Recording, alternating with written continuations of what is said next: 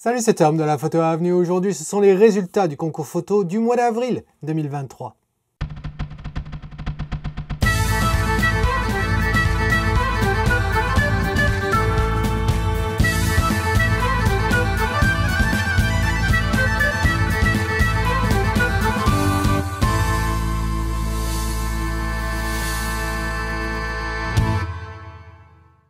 Alors en effet, ce sont les résultats du concours photo du mois d'avril 2023. Tu connais le principe, les membres actifs des classes fer, argent et or peuvent participer à ce concours. On a 4 catégories qui sont, je le rappelle, l'animalier, le portrait, le paysage et enfin la catégorie autre dans laquelle on met ce qu'on ne peut pas mettre dans les autres catégories. Là, on va choisir la catégorie portrait. On va voir un petit diaporama et ensuite on se retrouve ensemble pour voir de plus près les photos qui ont été soumises et enfin celles avec un S qui ont attiré mon regard.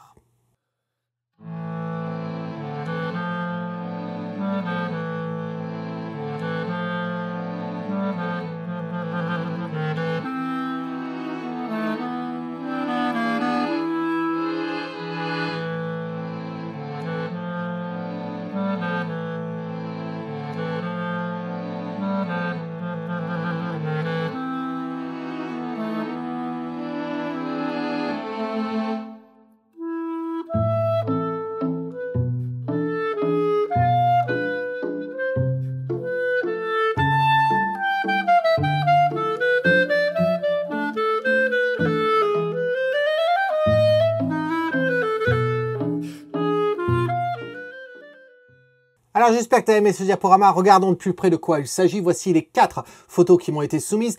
À gauche, on voit une photo de Julien. Ensuite, on le reconnaît bien sûr parce que l'auteur est également dans la photo comme d'habitude. C'est bien sûr Stéphane. Ensuite, on reconnaît le comparé, c'est bien sûr Pascal qui lui aussi se met souvent en scène. D'ailleurs, les deux étaient avec nous à Caen pour le stage dédié au portrait. On s'est vraiment bien amusé. Et ensuite, on a Laurent avec l'autre photo à droite qui lui aussi avait participé au premier stage sur le portrait en 2018. Voilà.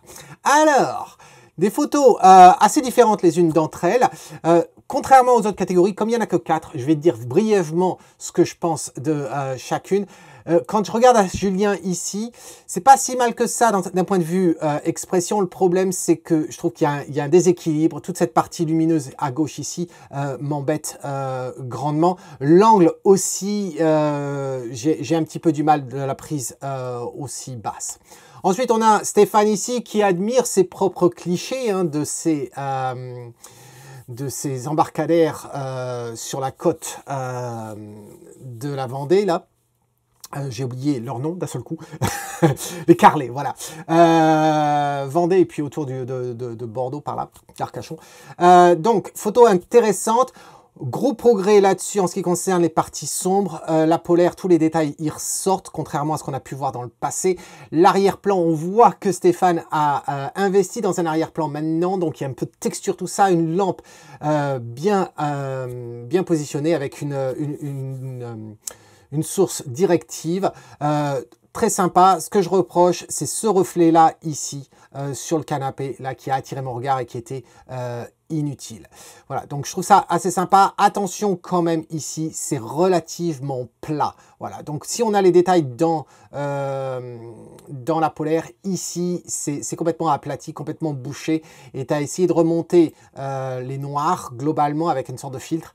Et c'est un petit peu dommage. Ça ruine un petit peu. Ensuite, on a Pascal avec cette photo. Là, très belle photo, très intéressante avec sa couleur. C'est pas la première fois que Pascal nous fait ça. C'est sympa. Il y a certains points qui attirent l'œil. Par exemple, ici, il a des reflets sur la fermeture éclair. On n'en avait pas besoin. Mais ce que je retiens le plus, ça va être cette couleur sur le visage, très orangé, voilà, qui conflicte beaucoup avec le blanc de la casquette et autres. Donc, c'est vrai que ça m'embête un petit peu, voilà. Cette balance des blancs sur le visage m'embête un peu. Je dois reconnaître. Derrière ici, je pense que j'aurais retiré ce point-là et celui-ci, juste parce qu'ils ressortent, on dirait des taches de capteur. Mais sinon, très sympa comme photo, bien réalisé avec des gels derrière sur 2 sources de lumière. et bien bravo pour pas avoir cramé la casquette. Ensuite, on a celle-ci de Laurent. Les couleurs, la luminosité, je trouve ça assez intéressant, il n'y a pas de souci là-dessus. Il y avait une idée intéressante avec l'arrière-plan et on a eu l'occasion d'en parler avec Laurent puisque Laurent fait partie de la classe or et donc chaque mois on a un entretien ensemble privé en vidéoconférence où on parle de photos, de ses clichés et de développement et tout. Et donc j'aime bien le cadre, l'endroit où est-ce qu'il a photographié, l'utilisation de deux arrière-plans de deux tons différents, je trouve ça sympa. Le problème que j'ai, ça va être la pose, en fin de compte. Elle me dérange pas, j'aime son expression. Je suis pas forcément certain d'aimer sa main qui arrive par le dessus. Des fois, ça fonctionne. Là, j'y crois pas trop de cette façon-là. Ce type de pose ici, ça fait très photo héros, hein, la pose héros, ça fonctionne normalement. Là j'ai un problème. J'ai un problème parce que déjà, j'aime pas la main telle qu'elle est là. Hein. J'aurais préféré que tu mettes carrément toute la main dans la poche. On n'a pas à regarder ici, ça attire le regard inutilement et puis c'est une forme assez bizarre.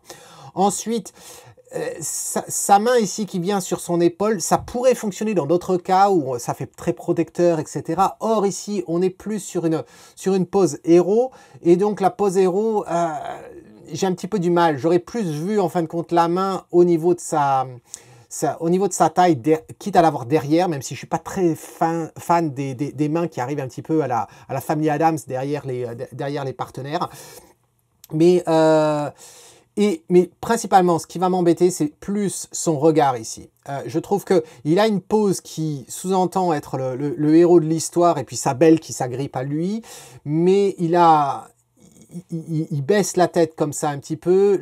Au niveau de la chemise, c'est tiré, c'est pas propre. Voilà, c'est pas soigné, on va dire. Voilà, c'est pas soigné. Donc c'est ce qui me dérange. Et puis ensuite, de l'avoir placé ici au milieu entre l'arrière-plan noir et blanc, ça pourrait fonctionner, mais j'ai du mal parce qu'il a le regard qui part sur le côté. Alors ça ne veut pas dire que le regard est forcément obligé d'être vers moi, au contraire, pour la photo héros, ce qu'on aurait pu faire, c'est lui il me regarde et elle le regarde, ou bien lui regarde ailleurs et elle le regarde ou me regarde, mais le problème c'est que là c'est centré. Alors c'est centré, donc je pense que cette photo-là aurait mieux fonctionné si on les avait déplacés et qu'on les avait ici. Alors au lieu de les déplacer et s'embêter avec cette transition de blanc et de gris derrière, ce que j'aurais fait, j'aurais simplement cadré un peu plus sur la gauche, voilà. Donc on gardait quand même il se retrouvait quand même sur l'axe, mais avec un peu plus d'espace sur la gauche plutôt qu'à droite. Donc voilà ce que j'aurais à dire là-dessus. Donc si on regarde ces 4 photos, eh bien j'ai du mal parce que ça va pas être Julien, ça va pas être Laurent. Et là je suis embêté. Je suis embêté parce qu'il y a cette partie-là qui est à plat. Tout partait bien. La mise en scène est sympa, mais cette partie-là sur le visage m'embête beaucoup. Et ici, cette photo-là, tout est bien dans les ombres, bien géré. Les parties lumineuses, bien gérées également. Mais c'est vrai que c'est la couleur la couleur de peau ici qui est un petit peu curieux. Donc, c'est pas simple. Cela dit, il y en a une, je pense, est plus récupérable que l'autre. Et à choisir entre les deux, celle qui, je pense, pourrait mieux fonctionner si on l'accrochait au mur ou si on l'utilisait pour être la couverture d'un album ou quoi que ce soit, eh bien, ça va être celle de Pascal. Donc, félicitations à toi, Pascal, pour avoir remporté cette catégorie du portrait du mois d'avril 2023. En attendant la prochaine fois, c'est Tom qui te dit, si tu aimes ce que tu vois, capture-le. Cheers!